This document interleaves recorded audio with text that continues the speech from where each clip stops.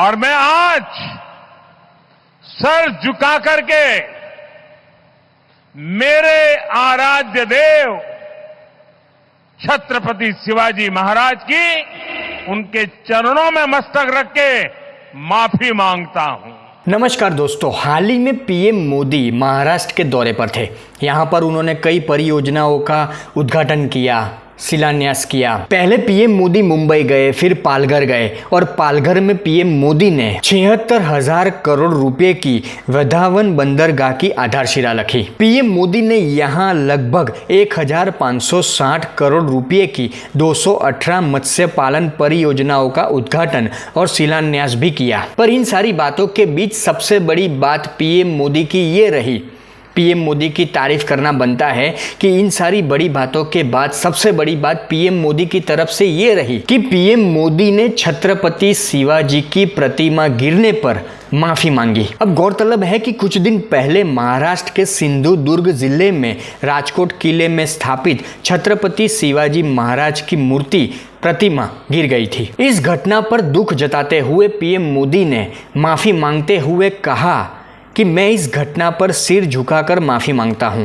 हमारे लिए शिवाजी आराध्य देव है। पीएम मोदी ने यह भी कहा कि 2013 में जब बीजेपी ने मुझे पीएम उम्मीदवार बनाया था, सबसे पहले मैंने रायगढ़ में छत्रपति शिवाजी महाराज की समाधि के सामने एक भक्त के तौर पर बैठकर एक नई यात्रा की शुरुआत की थी। पीएम मोदी ने आगे और भी बड़ी बात कही। पीएम मोदी ने कहा कि छत्रपति शिवाजी महाराज हमारे लिए सिर्फ एक नाम नहीं है। आज मैं सिर झुकाकर अपने भगवान छत्रपति शिवाजी महाराज से माफी मांगता हूं। जिस प्रकार से प्रार्थना करता है उसे भक्ति भाव से आशीर्वाद लेकर के मैंने राष्ट्र सेवा की एक नई यात्रा का आरंभ किया था। पिछले दिनों सिंधुदुर्ग में जो हुआ, मेरे लिए, मेरे सभी साथियों के लिए छत्रपति शिवाजी महाराज ये सिर्फ नाम नहीं है।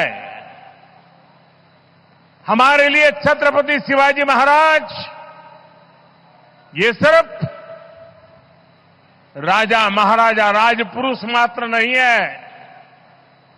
हमारे लिए छत्रपति शिवाजी महाराज आराध्य देव है।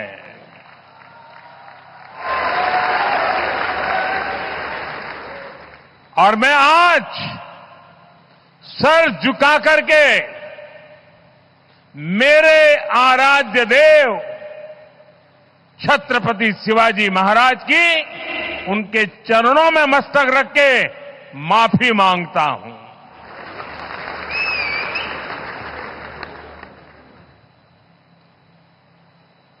हमारे संस्कार अलग है।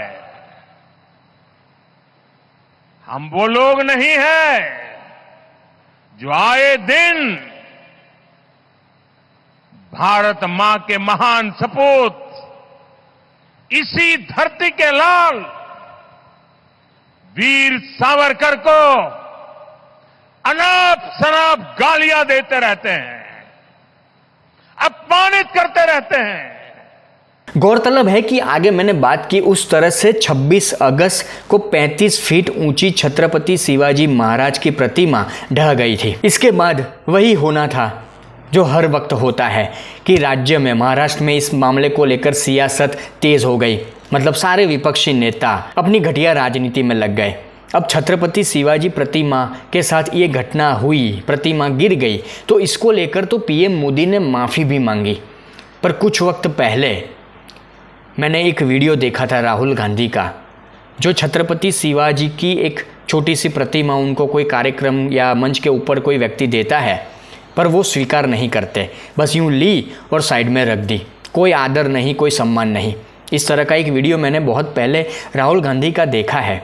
पर पीएम मोदी में इतनी हिम्मत तो है, इतना सम्मान तो वो छत्रपति शिवाजी महाराज का करते हैं कि वो मंच के ऊपर से देश की जनता के सामने, महाराष्ट्र की जनता के सामने इस घटना को लेकर माफी मांगते हैं। और महाराष्ट्र के उप मुख्यमंत्री अजित पवार से लेकर महाराष्ट्र के मुख्यमंत्री एकनाथ शिंदे भी इस घटना को लेकर माफी मांग चुके हैं। और इस दुखद घटना को लेकर गिरफ्तारी भी हो चुकी है कि छत्रपति शिवाजी महाराज की प्रतिमा गिरने के मामले में अभी 30 तारीख को मतलब 30 अगस्त 2024 को कोल्हापुर से स्ट्रक्चर कंसल्टेंट को गिरफ्तार किया गया है। कोल्हापुर क्राइम ब्रांच ने सिंधुदुर्ग केस में शुक्रवार तड़के 3 बजे के आसपास स्ट्रक्चर कंसल्टेंट चेतन पाटिल को गिरफ्तार किया है। गौरतलब है कि सिंधुदुर्ग में छत्रपति शिवाजी महाराज की प्रतिमा का अनावरण 4 दिसंबर 2023 को किया गया था, जब सिंधुदुर्ग में पहली बार नौसेना दिवस समारोह का आयोजन किया गया था। प्रतिमा का मकसद ये था कि मराठा नौसेना की विरासत